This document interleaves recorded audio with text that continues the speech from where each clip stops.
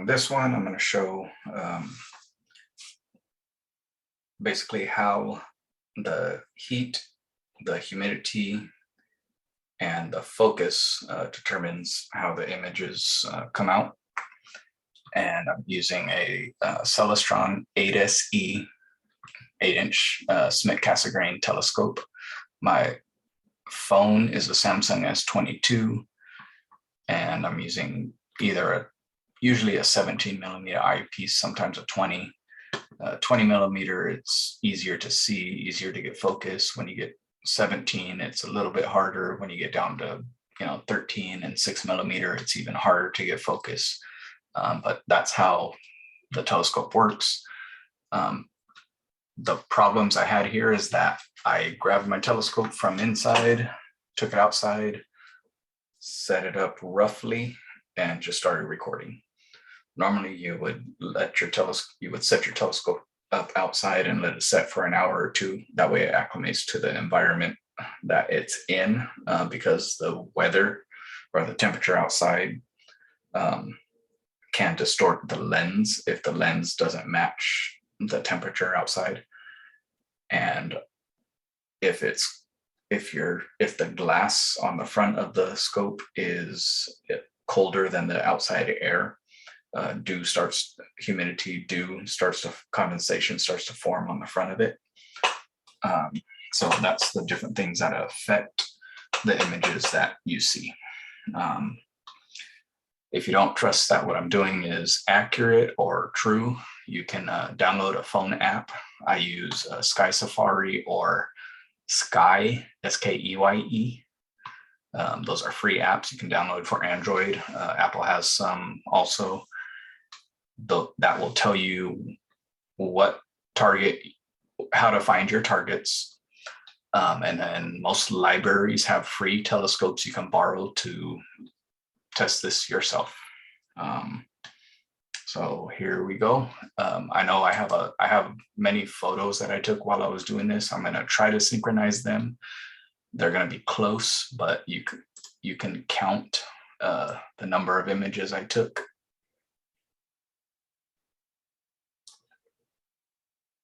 And so these ones are all of Saturn. So if I'm out of sync, you can count the number of images here. And these last 4 are of the M57 Ring Nebula. That's towards the end of the video. So you can count these if you don't trust how many times I said, because I use a voice command shoot for my phone to take a photo. So I'll try to synchronize them, but probably won't get it right. And I'll play video from my handheld phone, which is what you see here. And when I hit record on the phone that is on the telescope's eyepiece, I'll play that simultaneously, and they'll be close to synchronization. June 21st, 2:30 a.m., Sacramento, California, United States. Celestron 8SE, 17 millimeter eyepiece, Samsung S22, maybe 21, I don't remember. I have Saturn in the eyepiece. It is slightly above the east horizon, maybe about, just pure assumption, let's say 30 degrees up. I have Saturn in the eyepiece.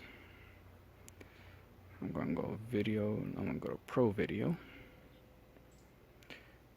And there you can see Saturn. I'm going to hit record. So first I'm going to overexpose it. Now it looks really bright.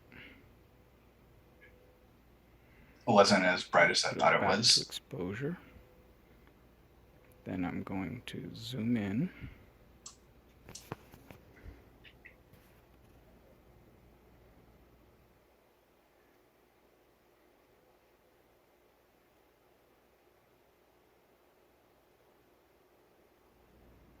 Just go slow. Okay, there it comes. Now I'm going to use my focus knob right here. Let's bring it into focus, out of focus. So look, it's all glittery. Back into focus.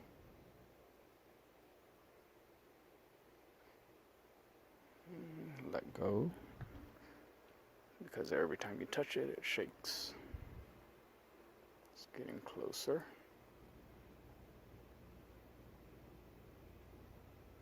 You just got to give it just a little touch and it goes back in focus.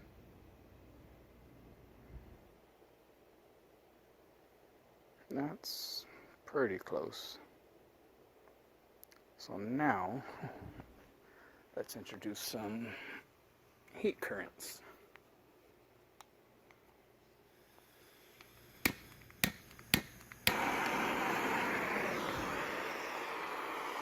I'm going to put my phone here.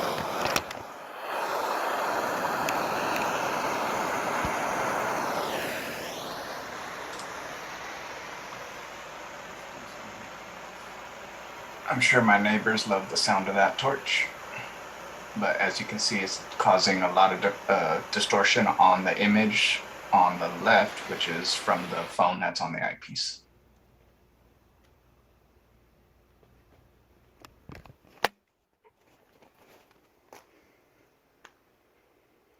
So you can see the heat currents there. Now let's go to a star.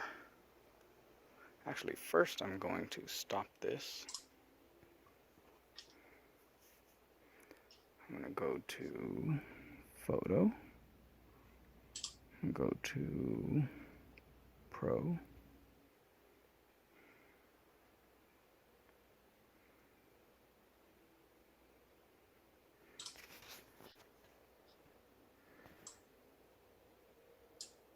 Okay, so I'm going to, it's not a bad photo. With that torch, I'm sure this lens got heated up just a little bit. Hey, look, Saturn looks pretty clear right there. I'm gonna hit take a photo. Whoops. Let's do that by voice so it doesn't shake. Shoot. So that was the first image of Saturn.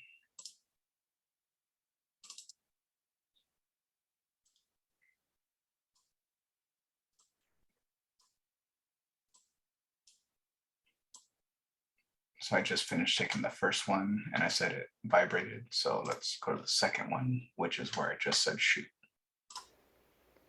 Okay, now I'm going to overexpose it. Shoot.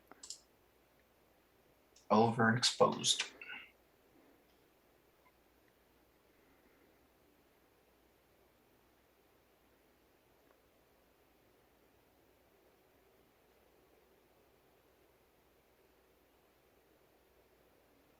There's Saturn again.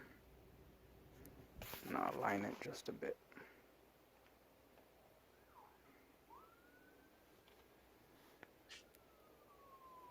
Shoot. That's this image. Okay, there's Saturn. Now let's go to a star.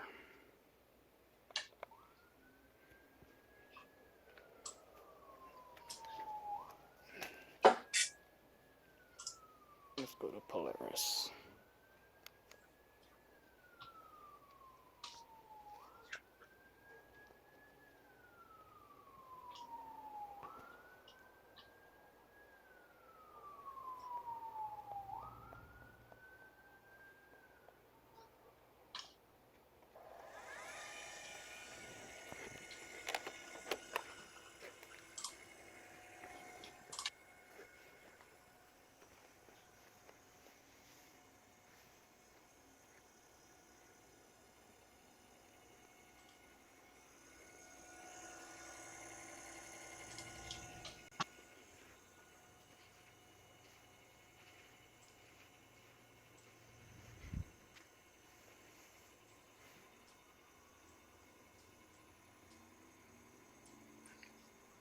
Polaris is right over there.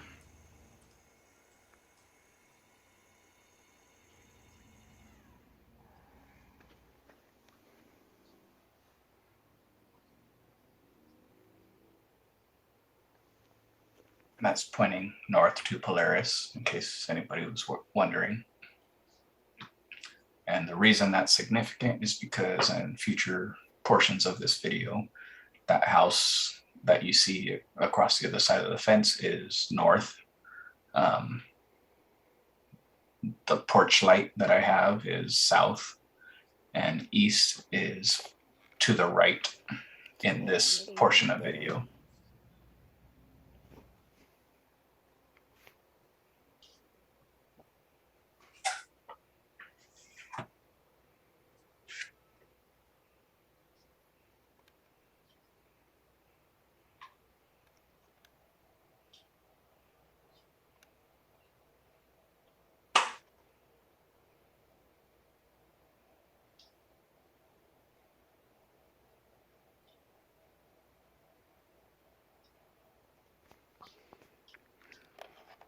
There's Polaris, that little dot. I have a lot of reflections on this screen from that light. That light, which Try to is block them. somewhat, well, it's southeast, but it's south of me, southeast. Do video.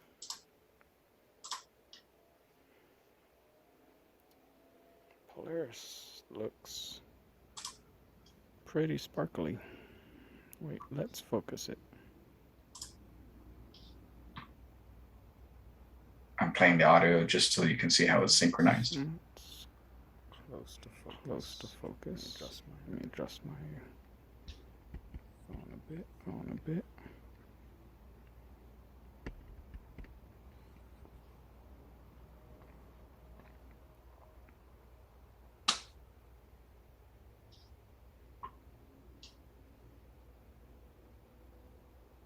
It's close to focus. Close to focus.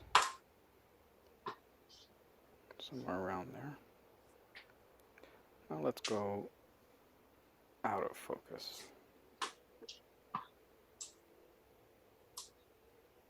Oh, it's crooked.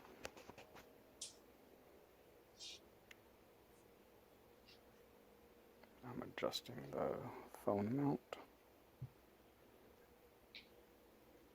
Phone mount. Again, it's all those weird colors and sparkles and everything. It's a 3-axis XYZ phone mount to fine tune where the phone lens aligns with the eyepiece. As if I can manually manipulate it to get those reflections. Yeah, that was a jab, but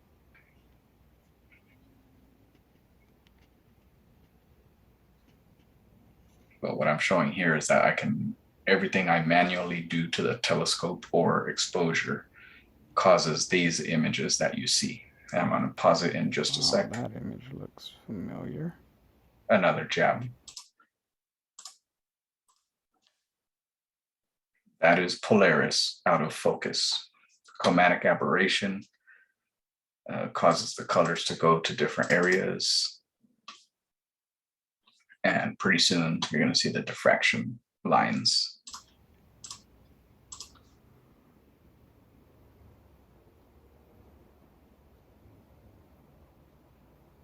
Look how much that is glittering. Now let's go back in focus. And let's go through the other side of focus. Pausing it to try to synchronize it closer. So at this point, my handheld phone stopped recording because it's an old S7 and it has a limited time of recording. So I'm going to play on the left side here, the phone that is on the eyepiece. I'm going to play that for a little while with audio.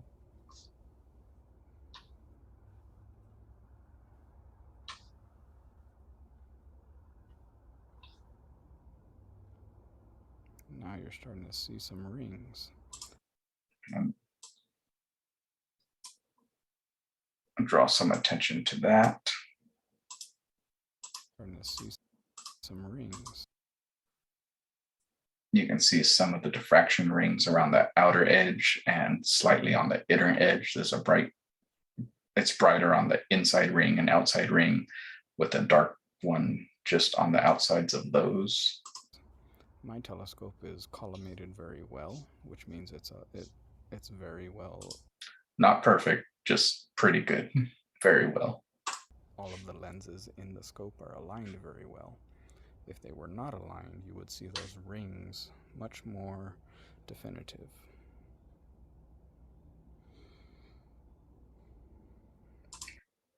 And there's much more to those rings than just having them aligned. It has to do with the quality of each lens in the system and many other things. And then whether it's a refractor, reflector, whether it's a Smith-Cassegrain or a Newtonian, each design produces different diffraction rings. So let's go in focus.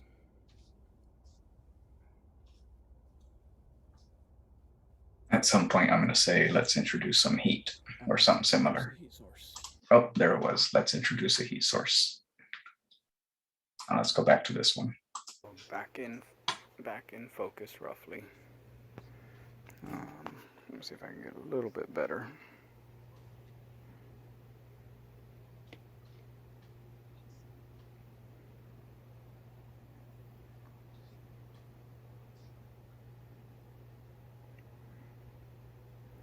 Not at the moment.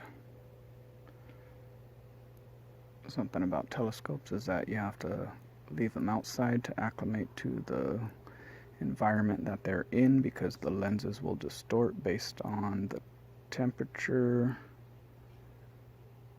So it's not going to get perfect focus because I basically brought my telescope out here and started recording. I forget, I think at the time, the recording, I did two torch scenarios or two torch experiments here. So I'm going to play the eyepiece phone a little bit longer.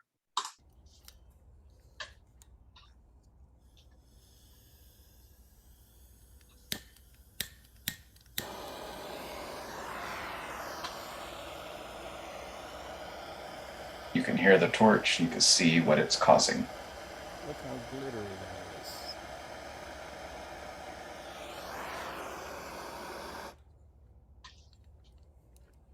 I'll start this again in a second so you can see both angles of it.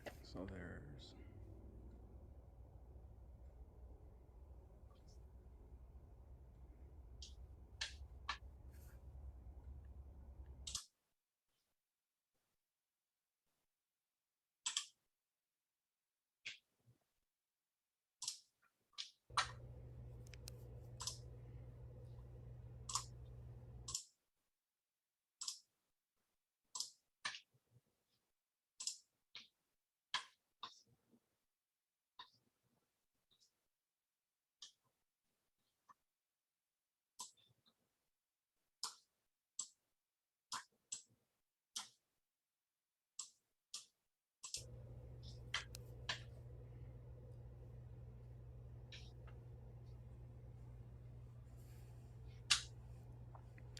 so back in focus roughly.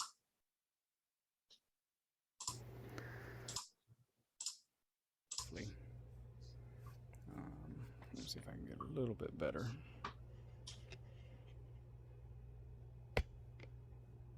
I'm synchronizing these two videos right now.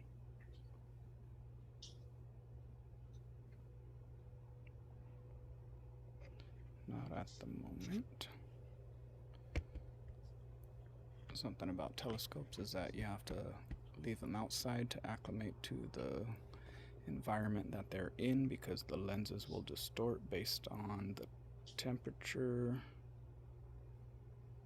So it's not going to get perfect focus because I basically brought my telescope out here and started recording.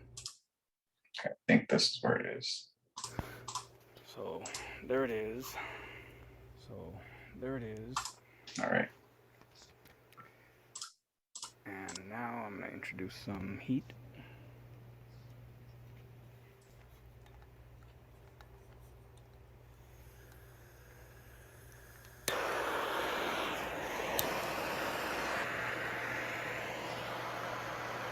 See how it's all glittery.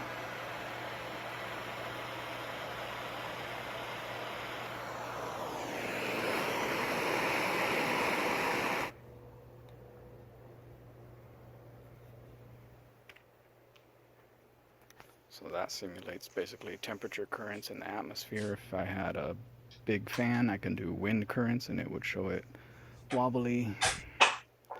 So a star with heat will be glittery. I can focus it in and out. It will produce the diffraction rings. Here's, depending on whether you go inside or outside of focus. And I guess that's most of the pictures I've seen. So there you go. I'll take a picture next of Saturn that's pretty clear, and then I'll give a short demonstration of how we take the photos we get and stack multiple photos together to produce a really clear image. So I have my telescope back on Saturn. I switched to a 17mm eyepiece.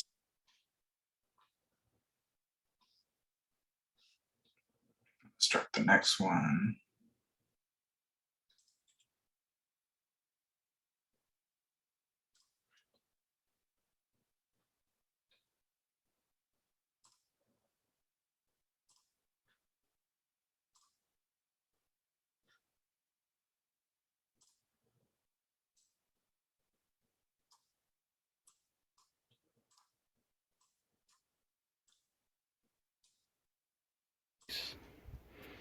Got it focused.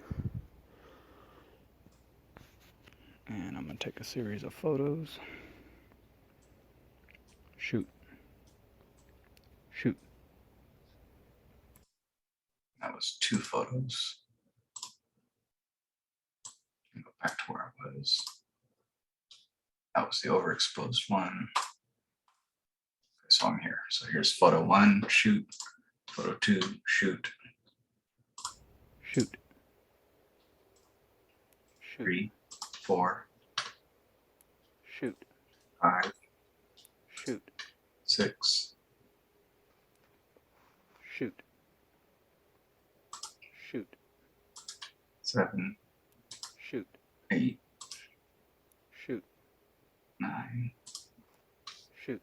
10, Shoot. Shoot. okay, so that was the previous one. Shoot. Shoot. Shoot.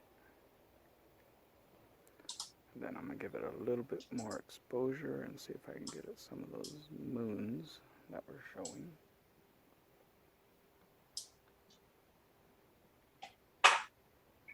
This is the next zoomed in image.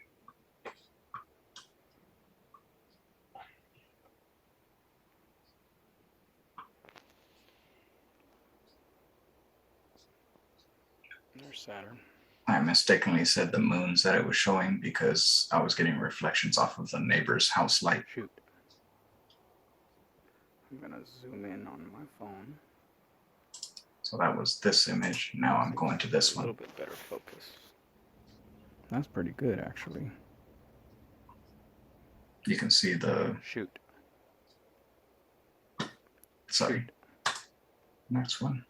I can see in my phone screen, I can see some of the bands in the rings.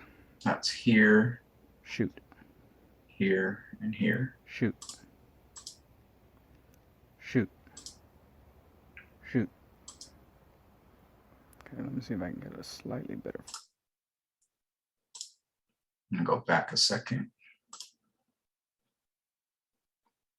In this one, you can clearly see the bands. Well, you can see the darkness right here, lighter up here, lighter right at the equator. You can see a dark belt in it. You can see the shadow that the planet casts onto the rings back here from the sun shining on it. You can see the rings coming in front of the planet. And let me go to the video for a sec.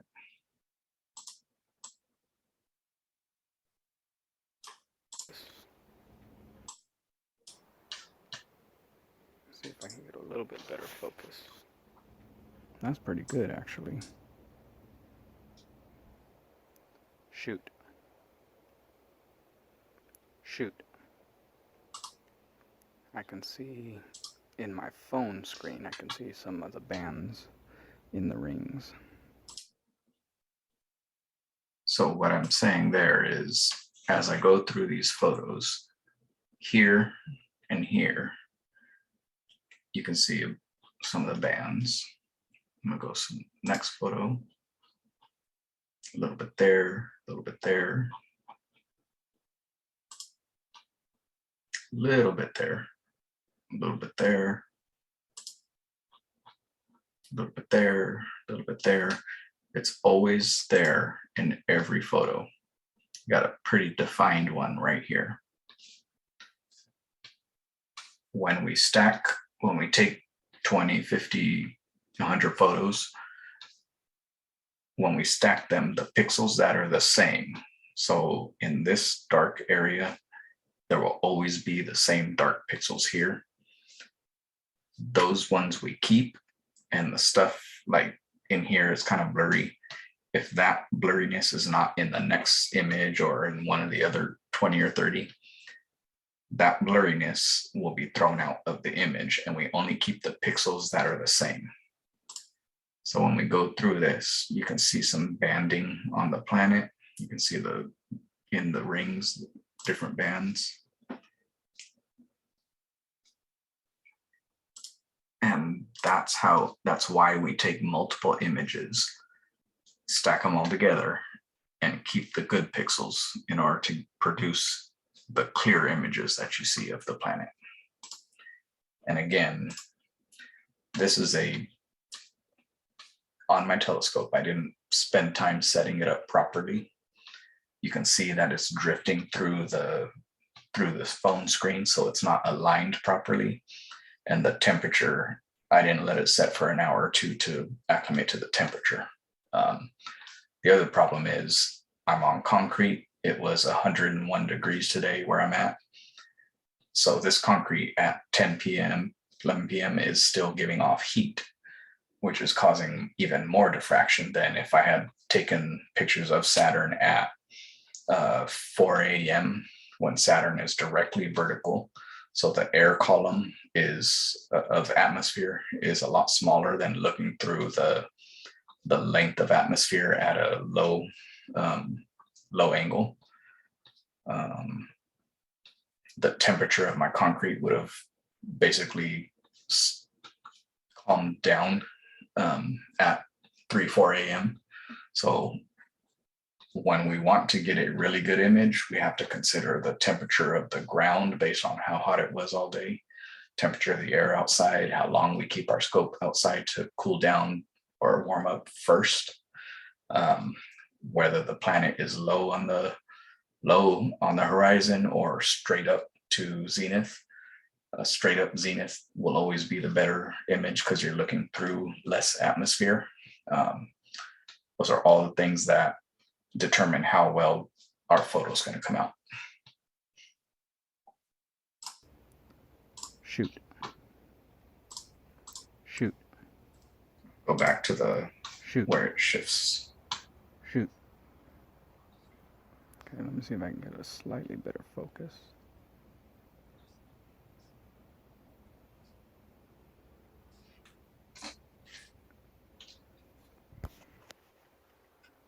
Bring it back to center.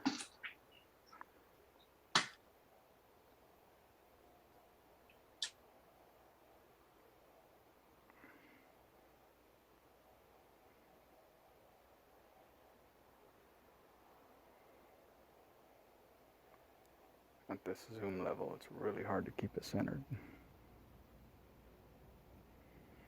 It's starting to drift.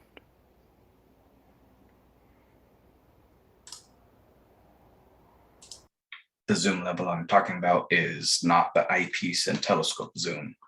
It's the fact that I manually zoomed in on my phone, which always makes a worse quality image than leaving my phone at full extents, minimum zoom, no zoom. So when I zoomed in on my phone, it's drifting more. It's drifting in the telescope as well, but it's drifting even worse in my phone because I zoomed in on my phone.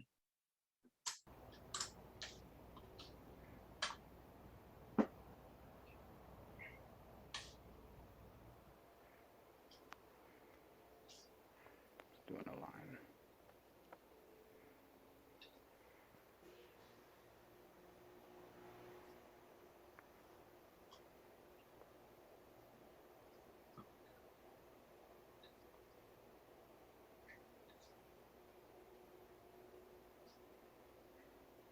Change it to menu focus, add infinity.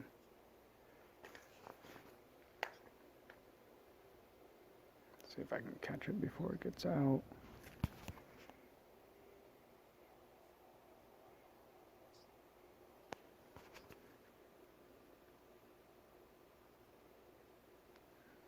And you saw there again, that circular disc, even though we know the planet looks like that when you focus it. Again, it's the optics. When you're out of focus, that's what it produces because of the physical shape of the mirror is like a donut.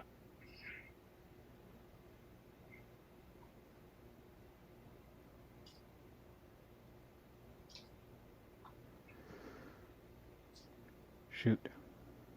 I think I'm here right Shoot. now. Shoot. Shoot. Shoot. Let's try to take a video. I get my video up.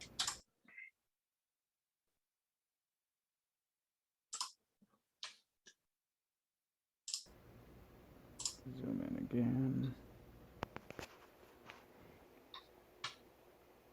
I'm gonna hit record.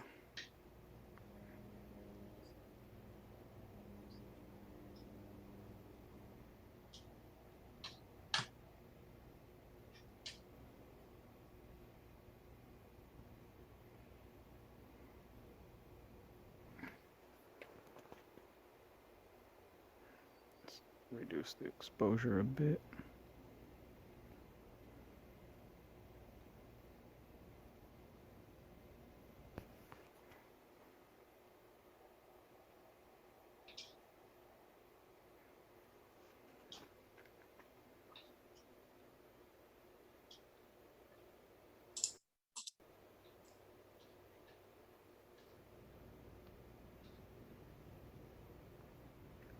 Not too bad for cell phone video.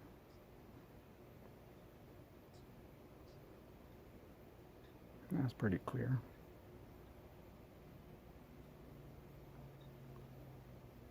So I set my phone focus to manual, and I'm adjusting the focus on the telescope itself to accommodate.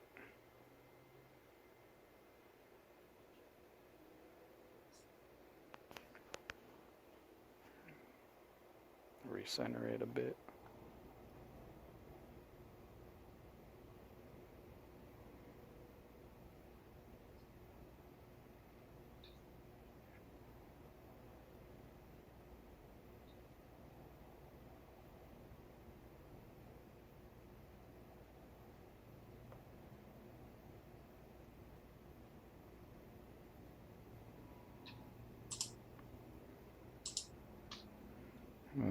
Video, let's switch it to autofocus.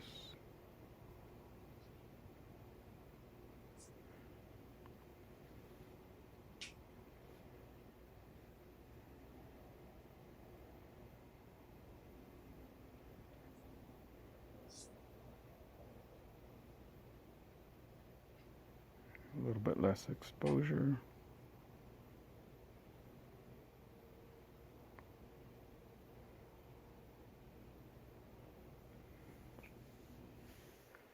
Okay, let me turn off this light. That might be also hurting it. As I'm walking, you can see that my steps on the concrete are causing the telescope to shake.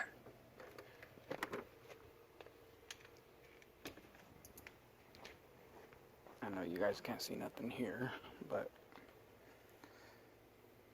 so when I was walking, that caused it to vibrate. I didn't even touch the scope. I'm gonna stop this. Go back to photo.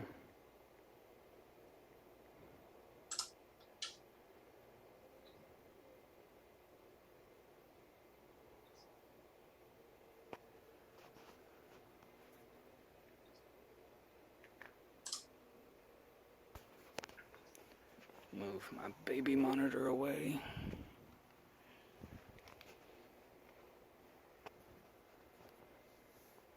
Me walking caused it to shake again.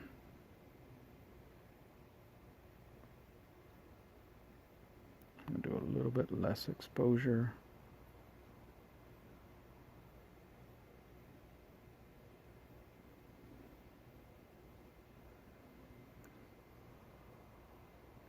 It's not bad. Shoot.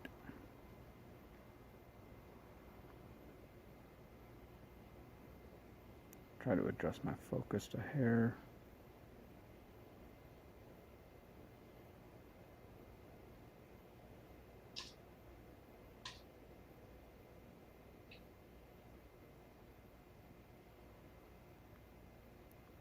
Shoot.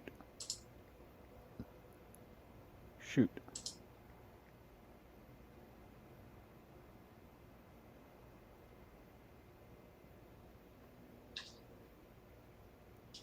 Shoot. Shoot. Shoot.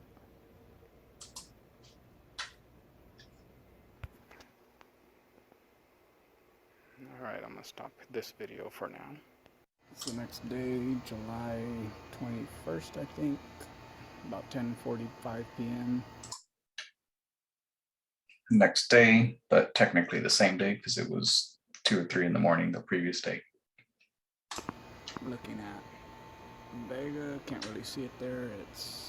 There's north, so it's northeast, about 60, 55 degrees up. And I'm gonna try to take a picture. Can't really see it, but there's a little smudge right there. I said Vega, I meant the Ring Nebula M57. I had already planned that I was going to do the Ring Nebula next, so that's why I said Vega, even though I was currently on the Ring Nebula, because next I'm going to do the humidity thing, and I didn't want my lens fogged up when I was trying to do the nebula photo. So I only have 4 photos of that. 1, 2, 3, 4. Those round ones in this folder. They're out of order. Let me see.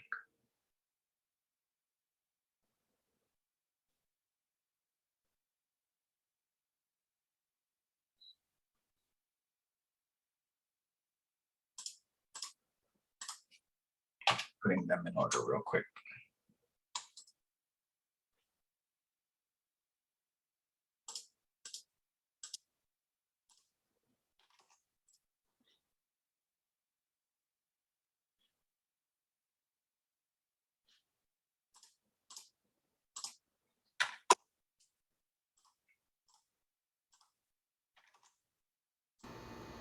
Let me see.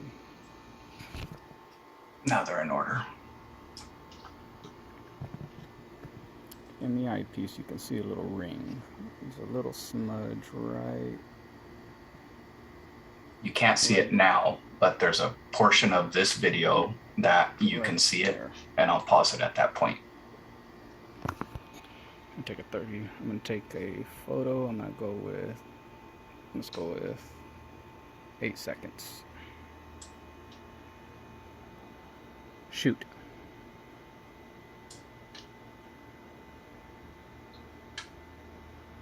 Might be a little bit blurry because I just touched the screen. I should have waited longer. Gallery. There it is. There's the image. There's the colors. And I'll post this picture.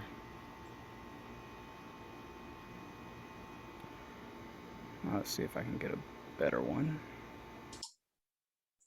Right there, the bright circle in the photo field, straight vertical from that, you can see a little smudge.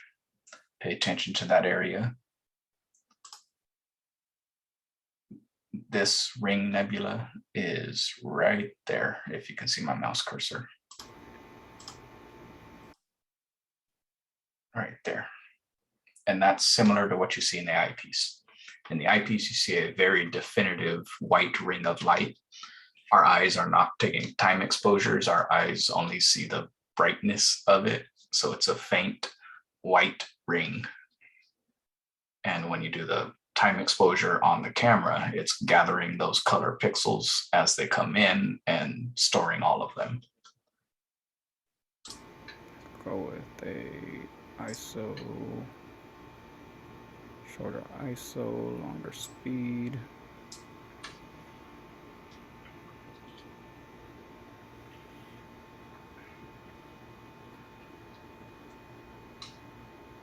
Shoot.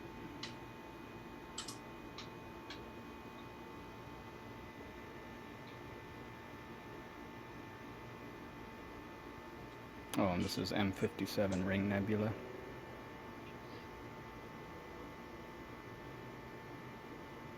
It's obviously not going to be great because I have that light on so that this camera can see what's going on.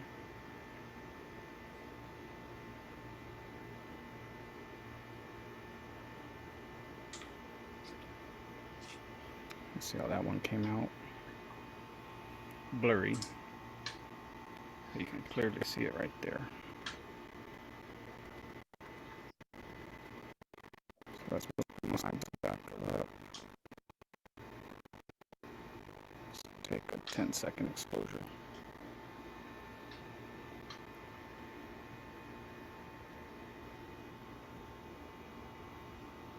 And again, you can see a little smudge now that you know where it is on the camera.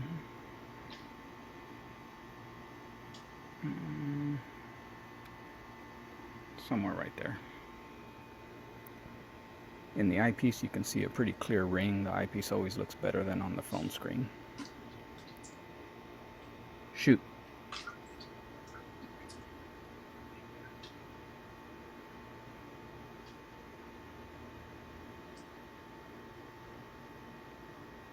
This is a 17mm eyepiece.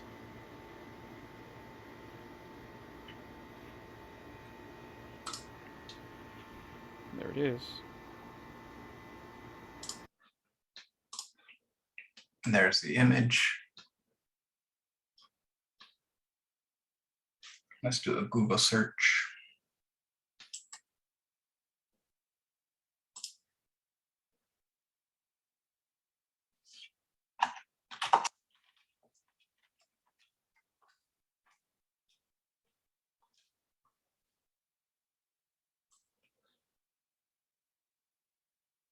There you go. That's good images of it. Some of them from Hubble. I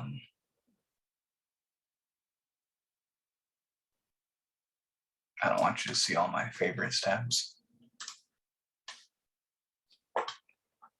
So again, just like what I was explaining with Saturn, is we'll set up the scope properly. We'll take it at the right time of night, so that way there's less of a vertical air column going through it to cause less diffraction. We'll watch the temperatures to see what temperature and humidity it's going to be that night. Lower humidity is better. Temperature stabilization through the night is better. And we'll take, this was a 10-second image. We'll adjust the ISO and everything just right to maybe do 30-second images on a cell phone. Other cameras, you do much longer exposures, 2 or 3 minute exposures or more. And we'll take, 200 of these photos. And when you take all those photos, if I zoom in real close, every little pixel in here, just as I was explaining before, every pixel that is the same throughout the images will keep, and every pixel that's different, it throws it out. So we stack those 200 or 300 photos to get a real crisp image. And then we take, it's called a dark frame, dark images. And again, we'll take, 30 or 40 of those, and it'll get rid of all this pixelization around the outside where it would be black, because those are artifacts of the camera's light sensor overheating due to the time exposure. So basically we put the lens cover on and take a photo just as I just took right now. And that way it shows that if there's any dust specks in our lens, which is, possibly like this, or this over here is light, it's a reflection from the neighbor's light causing this. So these green streaks are just because the neighbor's light. This orange color on the left is because the phone is getting light from the side of it between the phone lens and the eyepiece. But basically we take dark frames, which eliminate all the noise in the image. And so you get a real crisp, clear image, which gives you what I just showed you on those Google images. Not as clear as Hubble, but really, really close.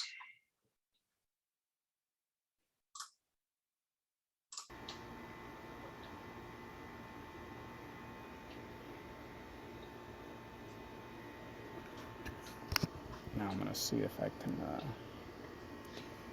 me unlatch this. See if I can get this phone to see what's in the eyepiece. This phone, meaning my handheld phone, and I couldn't. You're just going to see a lot of blackness right now because holding the phone in your hand while trying to get your phone lens in just the right position to the eyepiece lens and at focus is really, really, really hard.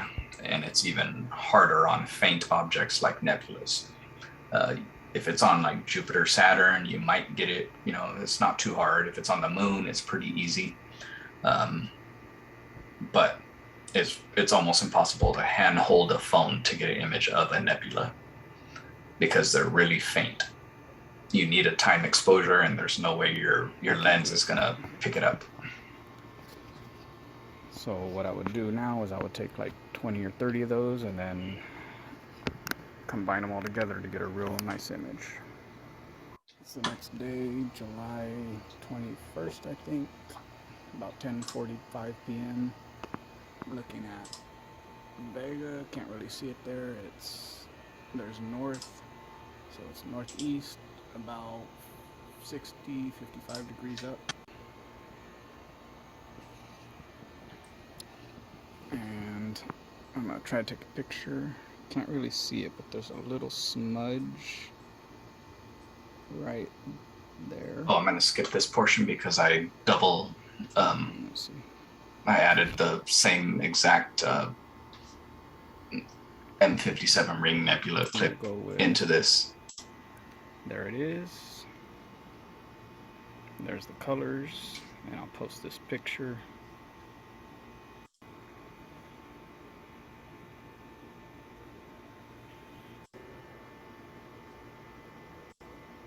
Let's see how that one came out.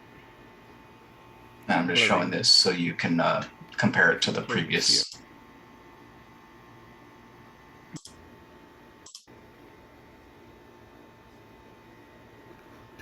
So now I have it on Vega. So here I've went away from M57 and now I pointed the scope at the star Vega. And here's where I'm going to do the humidity example. Still can't see it. Dew point, condensation on the lens. I'm gonna hit record. So there's Vega. A little bit out of focus. Hey, look, there's the diffraction rings. There's all the glittering. And here is back in focus. It's drifting out, so I need to align it.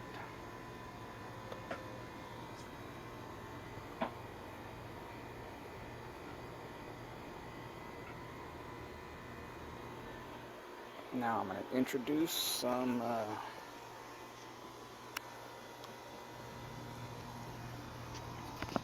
see if I can get this.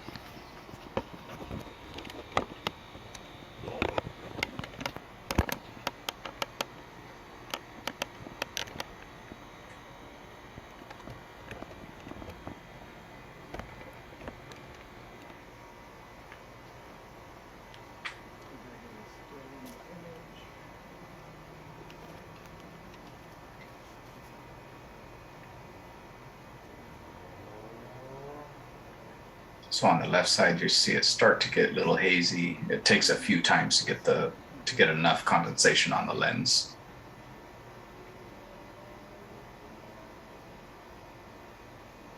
My hand is directing the upward flow of the humidifier onto the lens. You can see I never touch it to close the opening.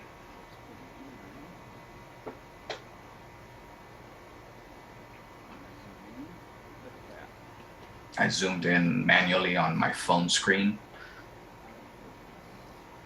And I'm going to pause it for a sec.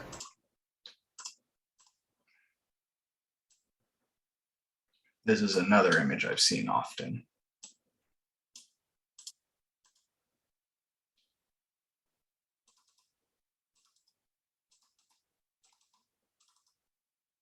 You can see diffraction rings. I'll let it play through so you can see them, but you can see diffraction rings. You can see all the glittering. That is the star Vega out of focus with humidity on the lens.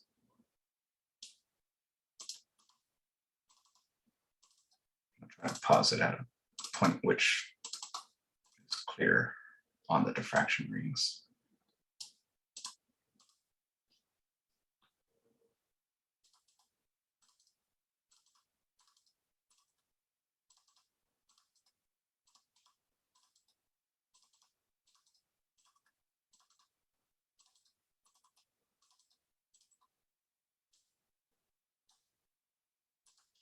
I know YouTube has like a quarter speed mode. You can probably snap yourself a screenshot of what I'm trying to catch here, but I'm just going to let it play. You can clearly see the diffraction rings in there. And I zoomed out again. Let's go to that point.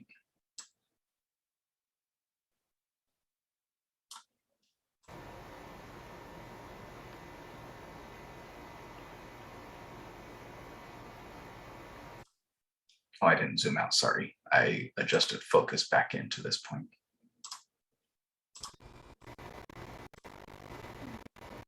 Focus. So they're almost synced. You can see that little star right next to it.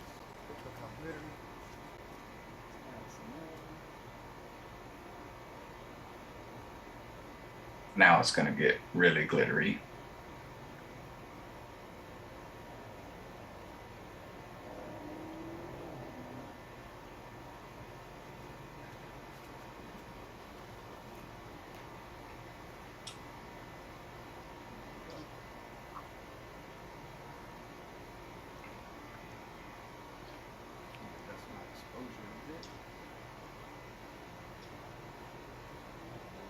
There's still condensation on the lens, but I'm adjusting the exposure to show it'll go more to a pinpoint.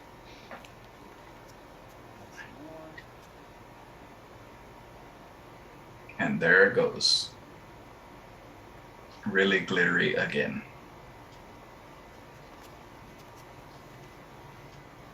And calming down as it evaporates.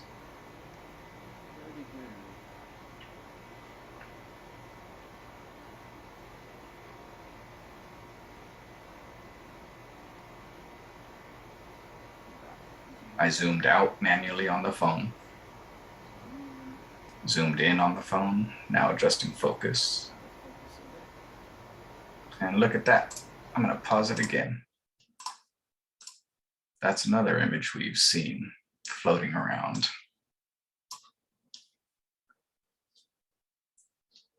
Dew on the lens, humidity condensation on the lens, out of focus, And that's what causes that.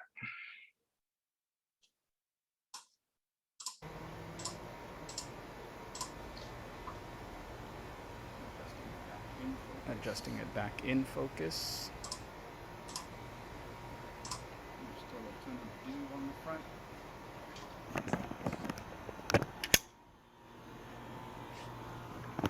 I don't know if you'll be able to see it in here. Can't see it. But basically, I put a bunch of humidity onto the lens. And in case anybody's worried, I'm using distilled water.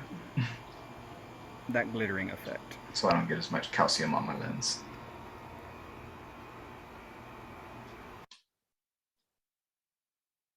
That's the end of the video.